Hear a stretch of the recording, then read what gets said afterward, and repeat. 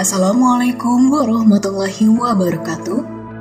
Halo sahabat kanal PD Islam.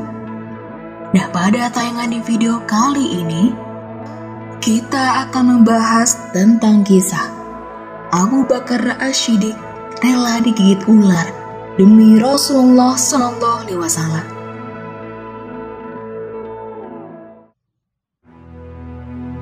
Nama asli dari Abu Bakar adalah Abdul Ka'bah.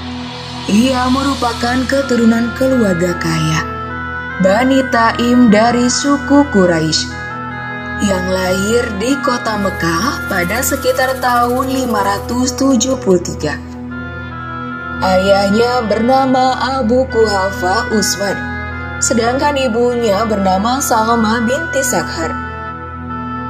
Sejak kecil, Abu Bakar sering menghabiskan waktunya dengan bermain bersama unta dan kambing, karena memang sangat menyukai kedua hewan tersebut. Karena kesukaannya pada unta, ia mendapatkan julukan sebagai Abu Bakar, yang berarti bapak anak unta. Ketika berumur sekitar 10 tahun, ia ikut sang ayah pergi ke Suriah untuk berdagang, yang telah menjadi tumpuan kehidupan ekonomi keluarganya. Hal itulah yang kemudian membawa Abu Bakar dalam perjalanan bisnis hingga ke Yaman, Suriah, dan beberapa tempat lainnya. Keberhasilannya dalam berbisnis membuat Abu Bakar menjadi pedagang kaya dan naik status sosialnya. Ia kemudian ditunjuk sebagai kepala suku di golongannya. Dan sebelum Nabi Muhammad SAW menyatakan bahwa ia adalah utusan Allah, Abu Bakar sedang dalam perjalanan bisnis ke Yaman. Saat dalam perjalanan, ia bertemu dengan seorang peramal yang memprediksi bahwa Nabi yang ditunggu-tunggu telah datang. Begitu Abu Bakar pulang dari Yaman, ia diberitahu oleh teman-temannya bahwa Muhammad menyatakan dirinya sebagai utusan Allah. Begitu mendengar ajakan Nabi Muhammad, Abu Bakar langsung menerimanya dan memeluk Islam tanpa ada rasa ragu sedikitpun. Hal itu karena Nabi Muhammad SAW terkenal akan kejujurannya, lurus hatinya, dan kejernihan pikirannya, sehingga Abu Bakar mempercayainya dengan sepenuh hati. Dan selain termasuk dalam golongan orang-orang pertama yang memeluk Islam, Abu Bakar Siddiq alaihissalam merupakan sahabat terbaik Rasulullah. Abu Bakar bahkan rela memberikan apa saja yang dia miliki demi perjuangan Islamnya. Abu Bakar tidak pernah memperhitungkan kerugian yang akan dialaminya, bahkan sampai nyawa sekalipun. Seperti ketika menemani Rasulullah berlindung dari kejaran kaum Quraisy dengan bersembunyi di Gua Sur. Saat itu, kaum Quraisy begitu bernafsu ingin membunuh Rasulullah. Abu Bakar begitu setia menemaninya sampai bermalam di gua itu.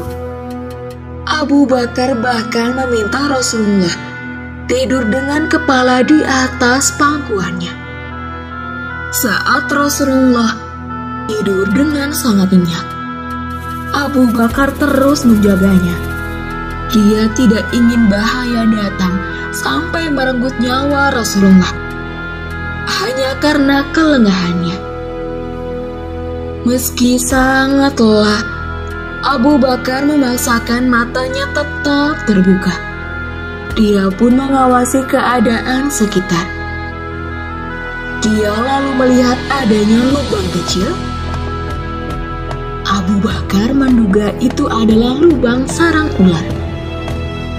Khawatir ular akan keluar, dia menutup lubang itu dengan kakinya. Rupanya si penghuni lubang merasa terganggu. Ular itu keluar lalu menggigit kaki Abu Bakar. Tentunya ia merasa kesakitan. Meski begitu, Abu Bakar tidak ingin tidur Rasulullah terganggu. Dia pun berusaha menahan sakitnya. Memang tidak kuat. Hingga Abu Bakar sampai menangis. Air matanya menetes mengenai Rasulullah. Rasulullah terbangun dan kaget melihat Abu Bakar menangis. Barulah Abu Bakar berani mengadukan keluhannya. Melihat kaki Abu Bakar terluka, Rasulullah mengusap luka bekas gigitan ular itu dengan tangannya. Seketika, luka itu sembuh dan Abu Bakar kembali tenang lalu tersenyum. Dan disambut Rasulullah dengan senyuman. Di gua tersebut, Rasulullah bersama Abu Bakar tinggal hingga beberapa hari. Setelah situasi dirasa aman,